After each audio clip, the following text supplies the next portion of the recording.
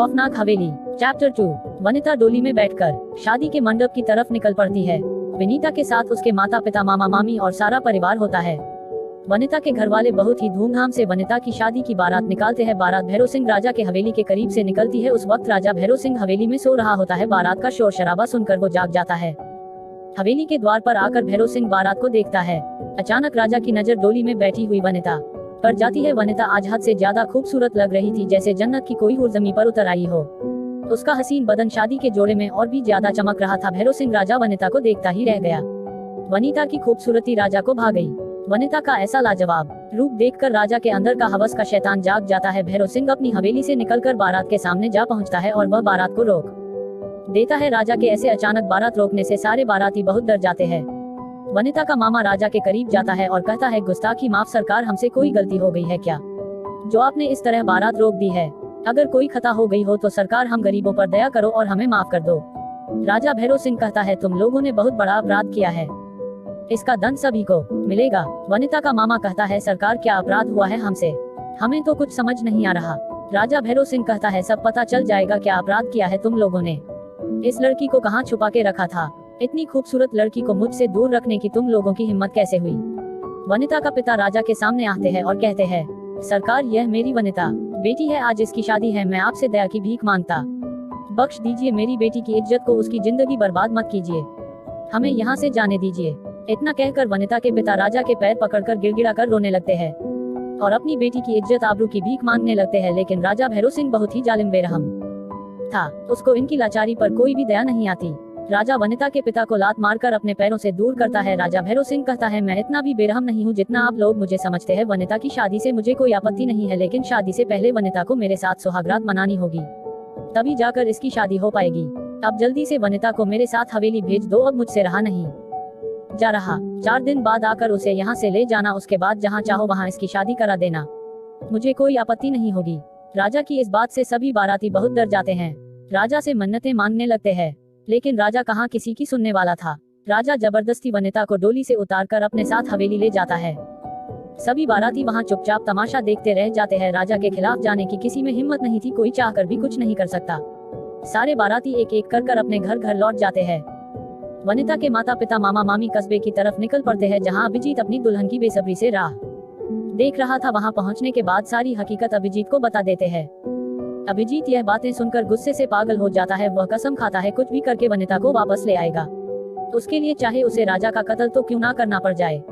अभिजीत हवेली की ओर निकल पड़ता है, लेकिन राजा की चंगुल से वनिता को वापस लाना बहुत ही मुश्किल और नामुमकिन के बराबर था। अगर अभी जितनी कोई जोर जबरदस्ती की तो राजा उसे जिंदा नहीं छोड़ेगा।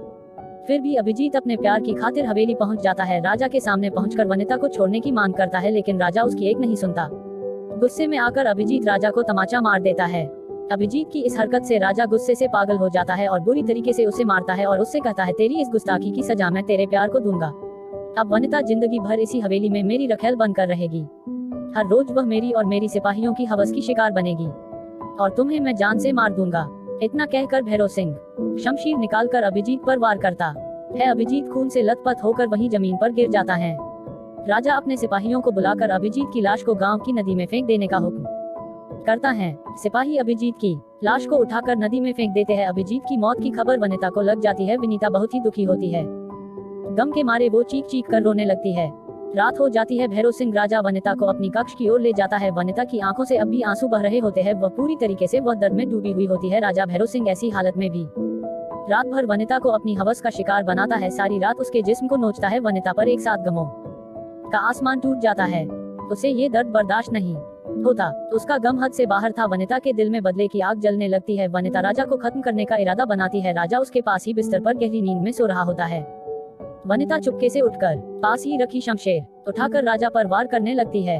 तभी राजा जाग जाता है और अपनी ओर बढ़ती हुई शमशीर को अपने हाथ से हवा में ही रोक देता है और अपनी तकिए के नीचे से खंजर निकालकर वनिता के सीने के आर पार कर देता है। वनिता एक ही पल में अपना दम तोड़ देती है। भैरव सिंह राजा हवेली के एक बंद कमरे में वनिता की कब्र बनाता है और उस कमरे को हमेशा के लिए बंद करवा देता है। वनिता के माँ बाप हर रोज हवेली जाकर राजा से वनिता को छोड़ने की मांग करते हैं। वनिता की मौत की खबर किसी को नहीं होती। वनिता के मौत का राज एक राज ही बनकर जाता है। ऐसी ही कुछ साल गुजर जाते हैं। भैरव सिंह का जुर्म कहर ढा रहा था। राजा ने अत्याचार की सभी हदें ही पार की। कहते हैं जुल्म ज्यादा हो तो उसका खात्मा हो जाता है। भगवान किसी न किसी को मसीहा बनाकर जुल्म का विनाश करने के लिए भेज देते हैं।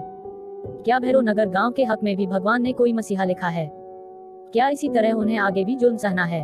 भैरव सिंह ने गांव की सारी औरतों लड़कियों को अपनी हवस का शिकार बनाया था। गांव में कोई लड़की या औरत, कोई ऐसी बच्ची नहीं जो राजा के हवस से बच पाए हो। भैरव नगर गांव का बहुत ही बुरा हाल था। सारा गांव नरक की तरह हो चुका था। हर कोई बिना अपराध के सजा का हकदार बनके सजा काट रहा था, लेकिन भगवान को कुछ और ही मंजूर था। भैरव नगर गांव में एक नौजवान शख्स दाखिल होता है जो बिल्कुल अभिजीत की तरह दिख रहा था। वह नौजवान शख्स गांव के उसी कस्बे में जाता है जहां अभिजीत रहता था। कस्बे वाले अभिजीत को देखते ही पहचान लेते हैं। अभिजीत की लौट आने की खबर हवा की तरह सारे कस्बे में फैल जाती है। सारा कस्बा इकट्ठा होता है। सारे लोग अभिजीत को जिंदा देखकर हैरान हो जाते हैं। सभी लोग अभिजीत को मरा हुआ मान चुके थे। अभिजीत का इस तरह वापस आना सबको चौंकाने वाला था। सभी लोग अभिजीत से पूछने लगते हैं, तुम तो मर गए थे ना, तो वापस कैसे आए?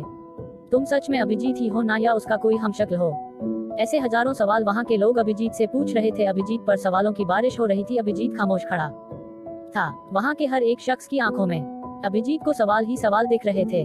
आखिर सच में अभिजीत लौट आया था या अभिजीत का कोई हमशक्ल था? आखिर क्या है सच्चाई? आगे की कहानी के लिए प्लीज मेरे चैनल को लाइक कीजिए, शेयर कीजिए, सब्सक्राइब कीजिए।